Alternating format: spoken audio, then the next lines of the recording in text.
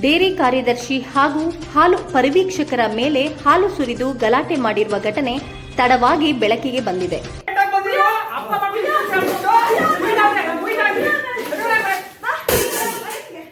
ರಾಮನಗರ ತಾಲೂಕಿನ ಬಿಡದಿ ಹೋಬಳಿಯ ಬಿ.ಬನ್ನಿಕುಪ್ಪೆ ಹಾಲು ಉತ್ಪಾದಕರ ಸಹಕಾರ ಸಂಘದಲ್ಲಿ ಶುಕ್ರವಾರ ಸಂಜೆ ಈ ಘಟನೆ ನಡೆದಿದೆ.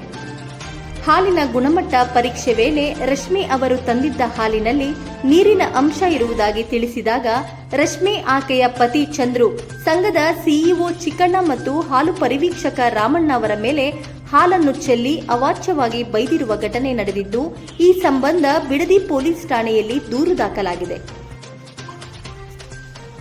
ಈ ಘಟನೆಯ ಹಿನ್ನೆಲೆ ರಾಮನಗರ ತಾಲೂಕು ಹಾಲು ಉತ್ಪಾದಕರ ಸಂಘದ ಮುಖ್ಯ ಕಾರ್ಯನಿರ್ವಾಹಕರು ಸೋಮವಾರ ಕೆಂಪೇಗೌಡ ವೃತ್ತದಲ್ಲಿರುವ ಶಿಬಿರ ಕಚೇರಿ ಮುಂಭಾಗ ಪ್ರತಿಭಟನೆ ನಡೆಸಿದರು. ಸಿಇಒ ಮೇಲೆ ಹಾಲು ಸುರಿದು ಅವಾಚ್ಯ ಶಬ್ದಗಳಿಂದ ನಿಂದಿಸಿರುವವರ ವಿರುದ್ಧ ಕಾನೂನು ಕ್ರಮಕ್ಕೆ ಆಗ್ರಹಿಸಿದ ಅವರು ಸಿಇಒ ಚಿಕ್ಕಣ್ಣ ಅವರಿಗೆ ನ್ಯಾಯ ಒದಗಿಸುವಂತೆ ಪ್ರತಿಭಟನಾಕಾರರು ಒತ್ತಾಯಿಸಿದ್ದಾರೆ. ಸರ್, ನಮ್ಮದು ಹಾಲು ಕಲೆಕ್ಷನ್ ಮಾಡೋಕ್ಕೆ ಒಕ್ಕೂಟದ ಅಧಿಕಾರಿ ಬಂದಿದ್ರು. ಅವ್ರು ಚೆಕ್ ಮಾಡಿದ್ರು, ಅದು ಕಲಬೆರಕೆ ಹಾಲಾಗಿತ್ತು. ಅವ್ರು ಅಲ್ಲಿ ಇಡಪ್ಪ ಅಂತ ಹೇಳಿದಕ್ಕೆ ಗಲಾಟೆ ಮಾಡಿ ನಮ್ಮಲ್ಲಿ ಏಕಾಏಕಿ ಬಂದು ನಮ್ಮನ್ನು ಹೊಡೆಯೋಕ್ಕೆ ಇದು ಮಾಡಿ ಹೆಂಡತಿ ಗಂಡ ಇಬ್ಬರು ಬಂದು ಅಧಿಕಾರಿನೆಲ್ಲ ಬೈದು ನಮ್ಮನ್ನೆಲ್ಲ ಕುತ್ಕೆಪಟ್ಟು ಎಳೆದು ಮಾಡಿ ಇದು ಮಾಡಿದ್ದಾರೆ.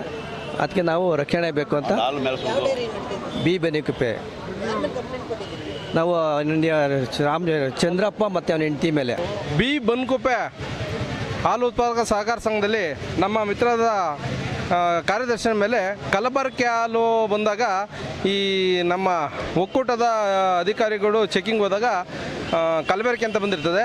ಅದನ್ನು ಕೇಳಿದಾಗ ನಮ್ಮ ಕಾರ್ಯದರ್ಶಿ ಮೇಲೆ ಉತ್ಪಾದಕರು ಹಲ್ಲೆ ಮಾಡಿರ್ತಾರೆ.